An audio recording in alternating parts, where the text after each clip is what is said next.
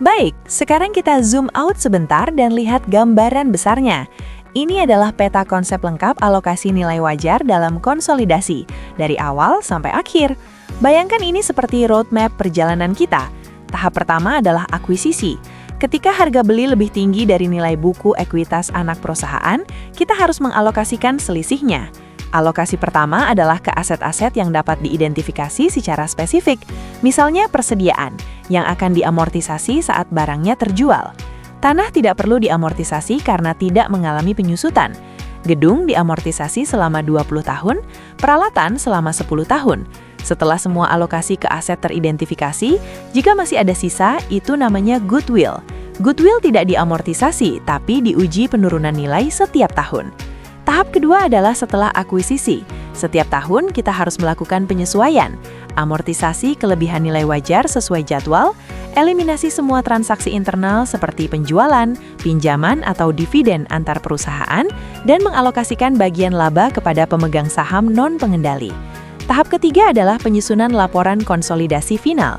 Kita menyusun 4 laporan utama. Laporan laba rugi konsolidasian yang menunjukkan kinerja kelompok usaha, laporan laba ditahan yang melacak perubahan ekuitas, neraca konsolidasian yang menampilkan posisi keuangan, dan laporan arus kas konsolidasian yang menunjukkan aliran kas masuk dan keluar.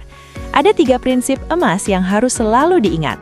Pertama, perlakukan kelompok usaha sebagai satu kesatuan ekonomi, jadi gabungkan 100% aset dan kewajiban. Kedua, eliminasi semua transaksi internal agar tidak terjadi penghitungan ganda. Ketiga, selalu akui kepentingan non-pengendali secara proporsional. Dengan mengikuti peta konsep ini, proses konsolidasi akan jauh lebih terstruktur dan mudah dipahami. Nah, sekarang saatnya kita ringkas semua pembelajaran kita menjadi 7 hal penting yang wajib kamu ingat, bahkan sampai ujian akhir nanti. Pertama, goodwill bukan aset fisik. Ini adalah nilai tambahan yang tidak bisa kamu sentuh atau lihat, seperti reputasi merek, loyalitas pelanggan, atau keunggulan kompetitif. Karena itu, goodwill tidak diamortisasi seperti aset lainnya, tapi harus diuji impairment setiap periode. Kedua, dalam konsolidasi, kita mencatat 100% aset dan kewajiban anak perusahaan, meskipun kita cuma punya 70% atau 80% kepemilikan. Kenapa? Karena konsolidasi melihat kelompok usaha sebagai satu kesatuan ekonomi. Ketiga, kepentingan non-pengendali itu bukan kewajiban, tapi komponen ekuitas. Jangan sampai salah klasifikasi ya. Keempat, eliminasi adalah jantung konsolidasi. Semua transaksi internal, investasi, laba dari anak, dividen harus dieliminasi agar tidak ada penggandaan data. Kelima, setiap kelebihan nilai wajar punya masa manfaatnya sendiri. Persediaan langsung habis di tahun pertama, gedung 20 tahun, peralatan 10 tahun, tanah tidak diamortisasi, paten 10 tahun. Keenam, laporan arus kas konsolidasian bukan sekedar gabungan sederhana.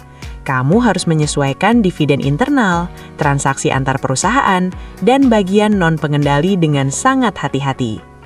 Ketujuh, Excel adalah sahabat terbaikmu dalam konsolidasi.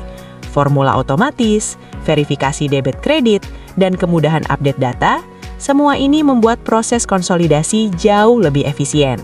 Dengan 7 hal ini di kepalamu, kamu siap menghadapi kasus konsolidasi apapun. Dan sampailah kita di penghujung perjalanan panjang ini. Dari angka rumit ke laporan yang jelas. Mari kita lihat seberapa jauh kita sudah berkembang. Kita mulai dari konsep goodwill yang misterius, nilai tersembunyi yang tidak terlihat tapi sangat berharga. Lalu kita belajar membuat jurnal eliminasi yang presisi untuk menghapus transaksi internal. Kita mengalokasikan kelebihan nilai wajar ke aset-aset teridentifikasi seperti persediaan, gedung, peralatan, dan tanah. Kita melakukan amortisasi dan depresiasi konsolidasi setiap tahun. Kita mengakui kepentingan non-pengendali dengan benar sebagai bagian ekuitas, bukan kewajiban. Kita bahkan menguasai 2 metode penyusunan laporan arus kas konsolidasian, metode langsung yang transparan dan metode tidak langsung yang lebih umum digunakan. Dan yang paling penting, kita belajar menggunakan Excel untuk mengotomasi lembar kerja konsolidasi, membuat proses yang rumit menjadi sistematis dan efisien. Tapi ingat pesan penting ini. Konsolidasi bukan tentang menghafal rumus. Ini tentang memahami logika di balik setiap angka. Kenapa kita mengeliminasi ini? Kenapa kita mengalokasikan itu? Kenapa kita mengakui bagian minoritas begini? Setiap entry journal punya cerita. Setiap angka punya makna. Dari PT Jogja dan PT Solo, PT Bambang dan PT Firman, sampai PT Tamba dan PT Afri. Setiap kasus mengajarkan kita bahwa di balik angka-angka yang rumit ada cerita bisnis yang utuh. Laporan konsolidasian bukan sekedar kewajiban akuntansi, tapi alat powerful untuk melihat kesehatan kelompok usaha secara menyeluruh, membuat keputusan strategis, dan memberikan transparansi kepada investor dan pemangku kepentingan. Selamat!